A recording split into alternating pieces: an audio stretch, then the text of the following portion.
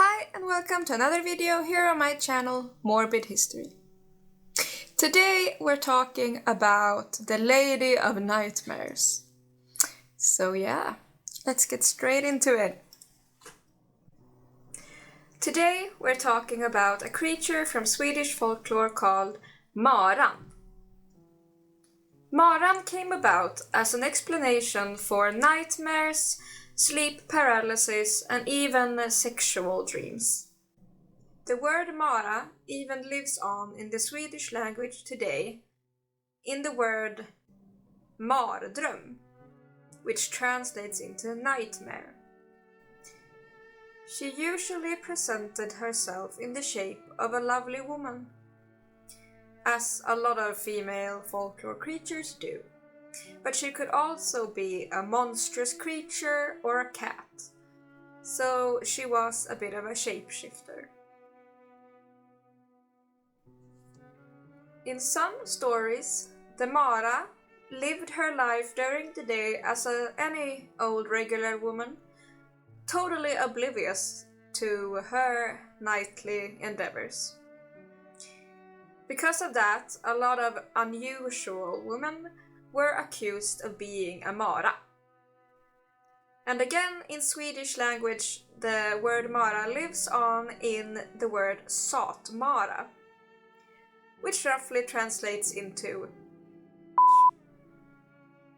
I might have to beep that. So, what on earth did the Mara do? Well, she entered the victim's rooms by any small opening, for example a keyhole. There she would sit on the chest of her victim and ride them, and that would be called being ridden by the Mara. And then that would make you sweat excessively and have nightmares, sleep paralysis, and the whole lot. She could be dangerous in some stories, but mostly she was just like a very creepy, strange creature that explained things unexplainable for people during these ages. She didn't only ride humans, she also went after the farm animals, cows, but especially horses. When the farmer went up in the morning to check on his animals, he could find them also sweating excessively, being extremely exhausted, and they would have martuvor, which are like knots in their hair. 2 fun facts about the Mara. 1. She was responsible for your cold sores. Cold sores during these times in Sweden were called a markyss, which translates into a markiss. Number 2. Maran hated maths and having to count. So a way to make her disappear or not come at all was to place a bunch of cow hairs into a psalmbook somewhere in your room. This, for some odd reason, would force the Mara to count every hair, which she would quickly give up on and leave and try to find somewhere else where she didn't have to count. So yeah, that's the gist of it. But to understand her even better, of course, we have 2 stories for you. The first story is about a man who was feeling rather lonely. So one night, when he was visited by the Mara, he came up with a brilliant plan.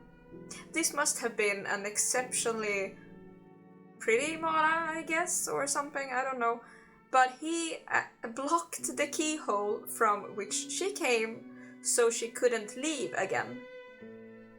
After that, they got married, had children, and lived a whole life together.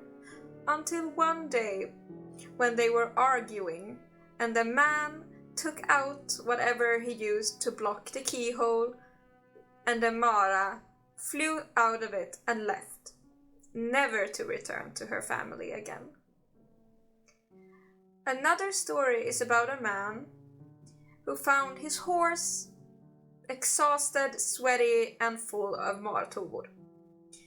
Of course, he realized quickly that his horse had been ridden by the Mara. He did not approve, of course, because the horse was feeling extremely unwell from being ridden a whole lot.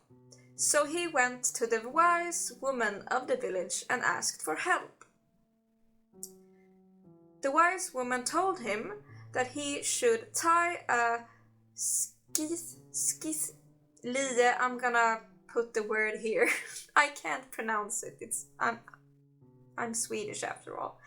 He was to rope it around the horse with the sharp edge upwards during the night. And that would make the Mara stop riding it. So the farmer did as told, and the next morning he found a bloodbath. The horse was okay, but when he looked down on the ground, he found the old wise lady lying in a pool of blood. Her legs chopped off. She had actually been the Mara without even knowing it herself. So yeah, that was today's short introduction to the Mara. What did you think? I know that there's a lot of similar creatures all around the world. There's always been a big need to explain, especially nightmares and sleep paralysis, so that's not completely weird, I'd say. Either way, thank you all so much for watching, and like, comment, subscribe. I love reading you guys' comments. They're the best, and yeah, you're the best. Again, thank you. And a special thanks to my patrons. I'm gonna list them here. Thank you, you all mean the world. Magnus, Christopher Peacock, Professor Rebel, and Smile the Cynic. Thank you. Extra kisses for you! So the next video will probably be part 2 in the witch trials. The mass hysteric, weird, freaking thing that was. It's a story, and we're getting into it.